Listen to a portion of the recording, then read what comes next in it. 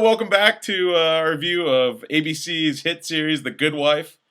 It's been nominated a few times for Oscars. I've watched every goddamn episode, and it's going to be season 4, episode 6. Not sure if we've gotten to season 4 yet, but we're going to move on from there. I'll be your host, Evan Harris, along with my buddy old pal, Jake Simperman. It's weird that The Good Wife got nominated for an Oscar, because I don't think I don't think television shows generally are. Yeah, well, it's getting in there somewhere. It's just got to get its recognition, dude. It's a phenomenal show. So I think Evan owes the viewers, and partly me, I assume, I should say, a formal apology. I'd like to apologize to all the loyal fans out there. I've been dealing with some pretty hefty computer issues, which is, I guess, what you get when you buy a computer off Craigslist after yours gets fucking stolen by meth heads in Athens, Ohio. So, unfortunately, along with work and in the computer deal, I haven't been able to record anything at all. And when I have been able to, something goes fucking wrong. So we'll move along from here and see what we can do. But hopefully people still pay attention and can watch this. That would rule. If you build it, they will come. Yeah, exactly. So I can barely remember how we do this, but one thing I do remember is we're going to bring in our segment by our only sponsor, Hams. The only sponsor that matters. Six-pack question for Evan Harris. We got to go right. Number one, we got to break right into it. One of your favorite bands. I know we have a lot of huge loyal fan base among our friends. Creed. Their lead singer Scott Stapp, of course. Not only has he filed for bankruptcy, or he claims he's out of money, but he seems like he may have also lost his mind in the process. Will you elaborate? What are your thoughts? Scott Stapp, the legendary singer-songwriter from Creed, unfortunately, he filmed like a fucking little vlog deal, put it up on YouTube saying that he's homeless, living in a Holiday Inn, he's bankrupt, needs money. So the logical thing to do is crowdsource a brand new solo album. Right now I'm living in a Holiday Inn. I had no money, not even for gas or food. Simp, do you have the stats up on that? What the was 72 people? Yeah, I think what he needs 100,000 roughly. But here it is. He needs he needs 400,000, but he's only received $422 from 30 different people. So he's on his way, and we probably will be hearing new music from Scott Stapp in 2024. And if you've never heard of Scott Stapp's other solo work, he recorded a fight song for the Florida Marlins. Have you heard that? No. It's called Marlins Will Soar. It's game day. We want strikeouts, base hits, double plays. Take the field, hear the roar of the crowd. Come on, Marlins, make us proud. Anyways, here's some text messages that he sent her. This probably isn't even a laughing matter anymore because the dude's probably just gone mental or he's on a crazy amount of drugs. I'll read off a few of them. He's got kids, obviously. These are texts that he sent to his soon-to-be ex-wife.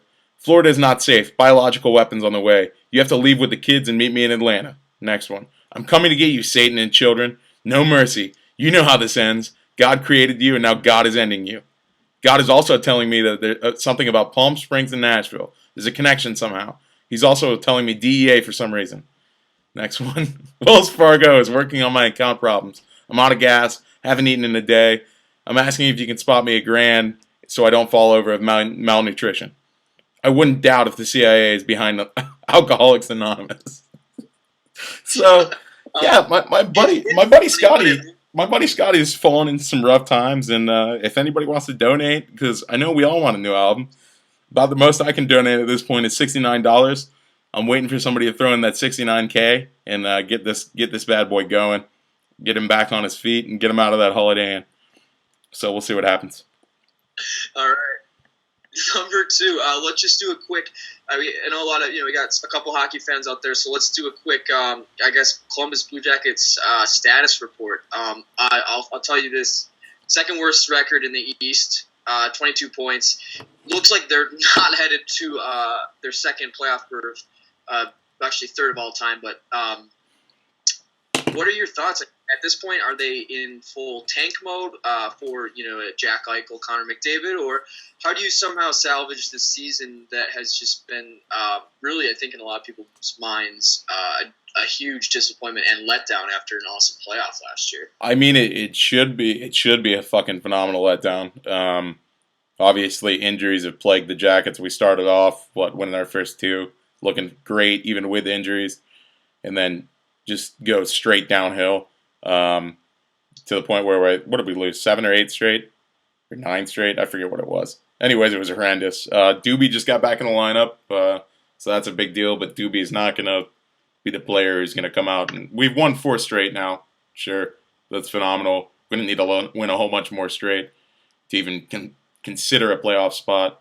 We'll make this a Hams 3-pack. All right. I'm gonna skip a couple of these and get to the most important question. Your favorite number is obviously 69 or 6.9 or 6/9. Your boy Rob Gronkowski, New England Patriots. What are your thoughts? The greatest thing of all time. I was sitting at work and couldn't stop laughing. And people were wondering why I was laughing, and I was very reluctant to tell them that I was reading a stupid fucking Deadspin article on Rob Gronkowski, who just apparently discovered tape and thought it was the funniest thing going around. I assume he was coming up to all the players going, "Hey guys, what number am I? What number am I?" It's the greatest thing of all time. Also, shout out to he's definitely not watching, but Max McCormick, a good friend of ours from OSU, playing in the Senators organization. 69 was his number for training camp, and for some reason he ditched it. I guess you got to make professional moves, but it would have been a nice, solid boy move to come out and probably be the only dude in NHL history to wear the number 69. Awesome. All right, so I probably should have said this earlier, but this is obviously the holiday episode. Yeah, judging by Simp's garb. Yeah, although that's a really cool shirt, and you should show that. Bought this from the good people at Homage. Our man, the face puncher journeyman Jody Shelley, who came back home to Columbus. Dude's straight up enforcer, and glad to have him back broadcasting some games.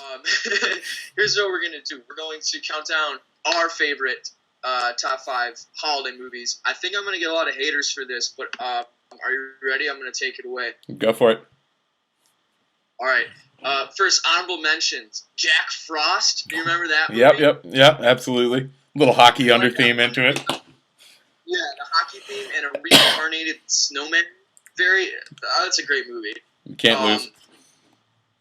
You know what else is not in the top 5? Elf didn't make it. Yeah. I think people are rioting in the streets right now because I didn't put it in. But look, I think it's overrated. It's a funny Christmas movie, but it's got nothing on my top 5 coming up. They've got Broadway plays on it now for Elf. It's just an overrated movie. Go ahead, sorry. Overrated. Right. Other honorable mentions: Rocky IV, Die Hard, and It's a Wonderful Life. That would have got on there, but it's a little too old for this list. I'm sorry. It's 1946. So here we go. Jake Zimmerman's top 5 holiday movies. Number 5, Gremlins. Now, you might not think Gremlins is a holiday movie, but do you remember why it is, Evan? I can't say I do. Well, first of all, if I remember, I haven't seen it in years, but if I remember correctly, there's this dad and he's an inventor and he wants the coolest gift for his kid. So he goes into this black market area and goes into this weird Asian little boutique and he buys a gremlin for his son, and everything appears to be going well. Oh, best Christmas gift ever. Well, you forgot to tell the kid you can't feed it after midnight or it'll kill people. So that's a great holiday movie. Number 4, it's got to be Bad Santa. I think Billy Bob Thornton playing a chain-smoking alcoholic Santa. Also, the elf, the midget, extremely funny. If you haven't seen that movie, It's a must. I still have yet to see it, so I'm gonna have to check it out. Do you watch any Christmas movies? I don't know. I watch as many movies as I can. I don't know if I necessarily stick to the genre of Christmas movies. But number 3, I pair these together. These are absolute classics. But Home Alone 1 and 2, Mm-hmm. You can't beat Kevin McAllister's ingenious plans to foil the wet or sticky bandits. Timeless movie. First one trumps the second one a little bit, but equally as memorable. And it's hard not to watch that movie whenever it's on TBS. I wouldn't let you sleep in my room if you were growing on my ass. Check it out, Old Man Marley. Absolutely. And then number 2, Christmas Story. Okay. I mean, It's getting thrown in there. Absolutely. I mean, I wish I wanted anything in life as much as Ralphie wanted his Red Ryder BB gun or whatever. Also, my favorite, besides the leg lamp, I think my favorite scene in that movie is having Christmas dinner at a Chinese place called the Chop Suey Palace. Tis the season to be jolly.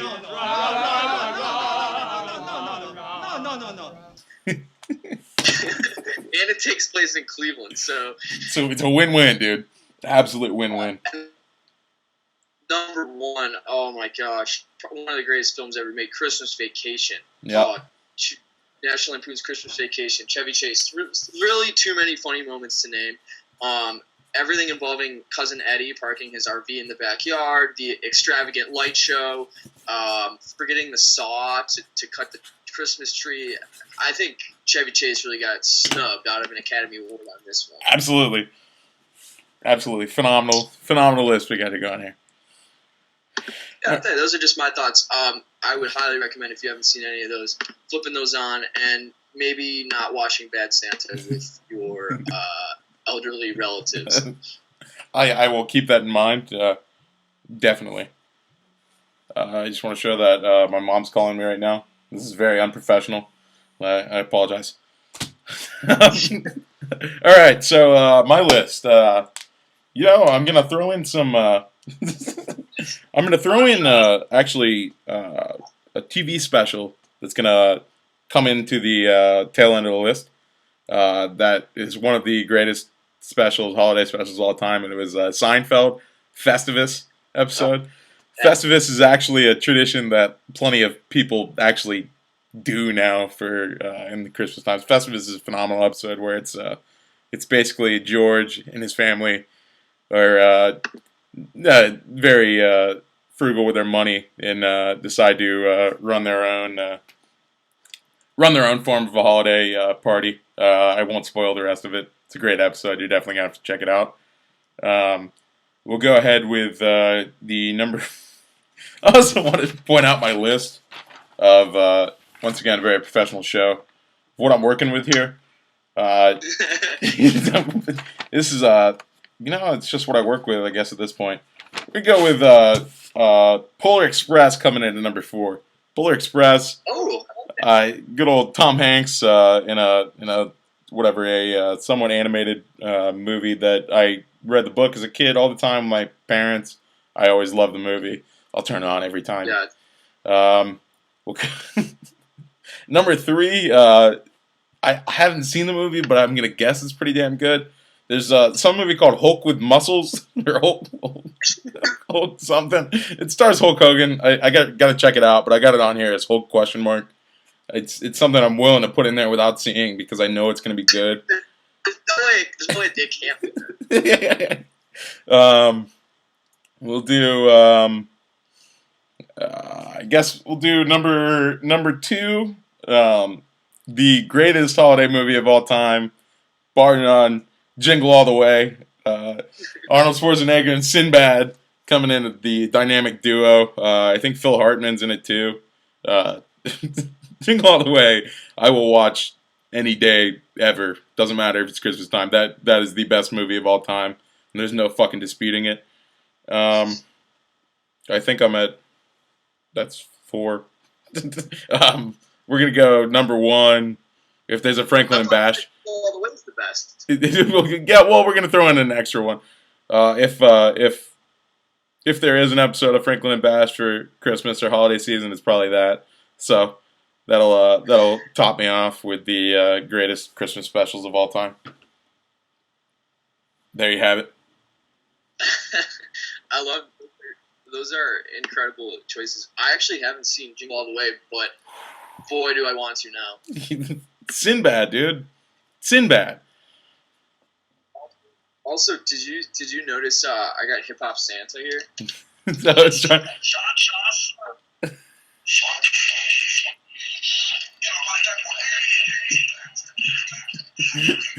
I'd also like to point out that on whatever it was Tuesday night, went to the Jackets Flyers game and decided to take a bike cab all the way home from Nationwide Arena to North Campus in fucking like 10-degree weather.